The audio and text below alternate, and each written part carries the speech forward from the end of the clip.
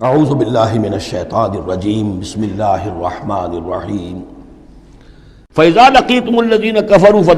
فَضَرْبَ الرِّقَابِ۔ اب یہ ہے آیت جو مشکلات القرآن میں سے ہے۔ اس کی وجہ کیا ہے کہ اس میں بھی ایک تقدیم و تاخیر ہے۔ تقدیم و تاخیر کا اصول میں بتا چکا ہوں، قرآن مجید میں ہوتا ہے اس کے آہنگ کی وجہ سے، اور غور کرنا پڑتا ہے کہ اس کی اصل ترتیب کیا ہے، اور اس سے پھر بات واضح ہوتی ہے۔ تو یہ قانون دیا جا رہا ہے، اسی کا حوالہ تھا سورہ انفال میں کہ اگر یہ پہلے سے بات نہ آ گئی ہوتی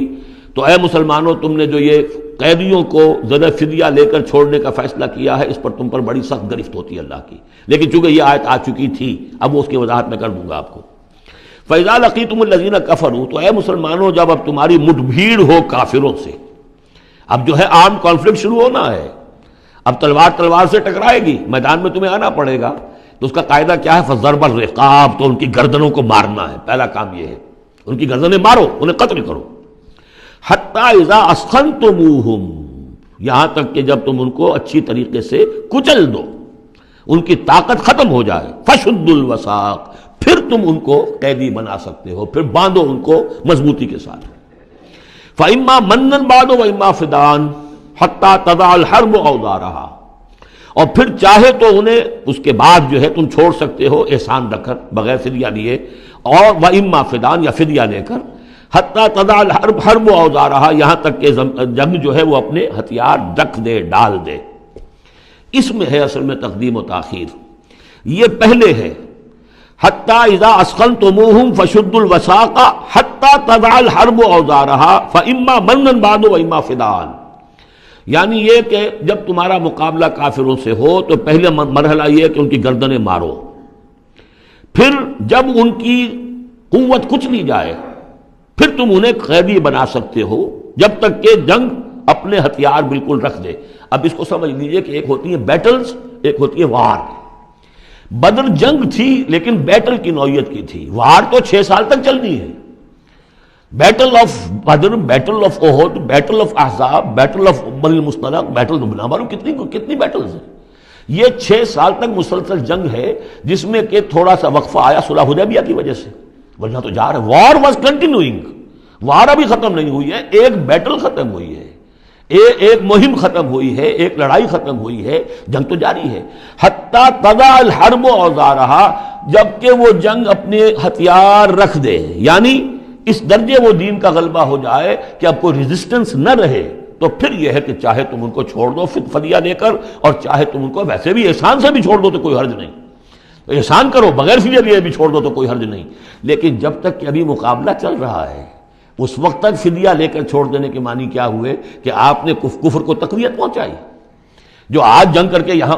کرنے کے لیے آئے تھے ان میں سے 70 مارے گئے، اچھا وہ تو کفر کا ایک بازو تو ٹوٹ گیا، لیکن یہ 70 جو تمہاری قید میں آئے تھے، اس کو تم نے فدیہ لے کر چھوڑ دیا تو یہ بازو دوبارہ جا کر تم پر حملے کے لیے تیار ہو جائے گا کہ نہیں؟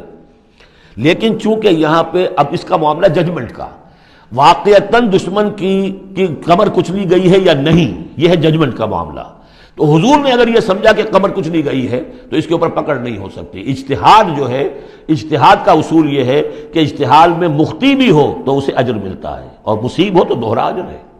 چونکہ حضور کے اجتہاد پر یہ تھا، تو آپ کو اگر چھوڑ دیا گیا تو اما منن بعد و اما فداء، جب یہ آلٹرنیٹو اس کے اندر موجود ہے اس آیت کے اندر کہ اس کے بعد پھر چاہو تو تم بغیر کوئی فدیہ لیے ہوئے احسان دھر کر چھوڑ دو، اور چاہے فدیہ لے کر چھوڑ دو، تو حضور نے اس کو استعمال کیا ہے۔ اگرچہ اللہ تعالیٰ کے نزدیک ابھی وہ کچھ بھی نہیں گئی تھی کفر کی طاقت، لہذا یہ قبل از وقت ہے جو اجتہاد ہو گیا ہے۔ اسی لیے کہا کہ اگر یہ آیت نازل نہ ہو چکی ہوتی پہلے تو جو کچھ تم نے کیا ہے، ما کان لنبی ان یکون لہ اسری حتی یسخن فی الارض، وہی لفظ جو یہاں آیا ہے حتی اذا اسخنتموہم حتی یسخن فی الارض، کسی نبی کے لیے یہ روا نہیں ہے کہ وہ کوئی قیدی بنا لے جب تک کہ زمین میں پوری طریقے سے خونریزی نہ ہو جائے اور کفر کو کچل نہ دیا جائے۔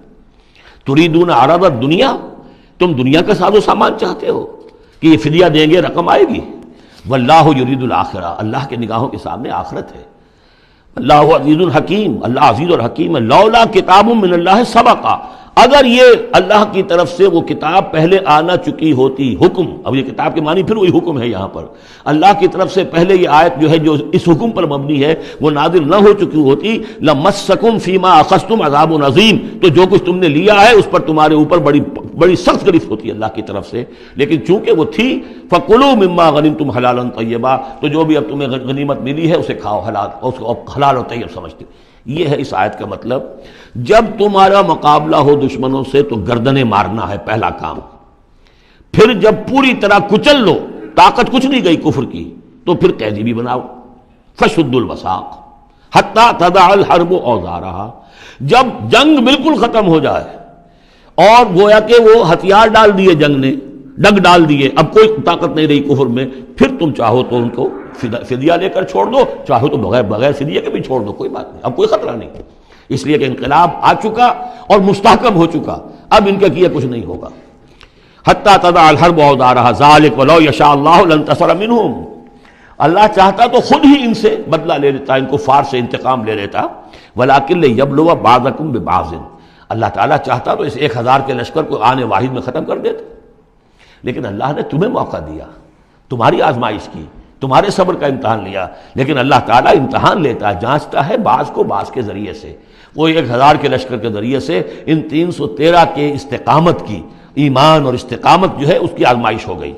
والذین قتلوا فی سبیل اللہ فلن یضل اعمالہم، اور جو لوگ اللہ کی راہ میں قتل ہو گئے تو اللہ تعالیٰ ان کے اعمال کو ضائع کرنے والا نہیں ہے، ان کے سارے اعمال کا بھرپور اجر انہیں مل جائے گا۔ سیہدیہم ویصلح بالہم، اللہ تعالیٰ ان کو راہ دے گا، پہنچا دے گا، جنت تک پہنچا دے گا، اور ان کے جو معاملہ ہوگا وہاں پہ ان کے احوال بہت اعلیٰ ہوں گے، بہت عمدہ ہوں گے۔ وَيُدْخِلُهُمُ الْجَنَّةَ عَرَّفَهَا لَهُمْ، اور داخل کرے گا انہیں اس باغات میں جو پہلے ہی انہیں پہچنوا دی ہے، بتا دیا ہے کہ اس جنت میں کیا کچھ ہوگا، وہ تو ہم بتا چکے ہیں قرآن کے اندر، اس جنت میں داخل کرے گا۔ صدق اللہ العظیم۔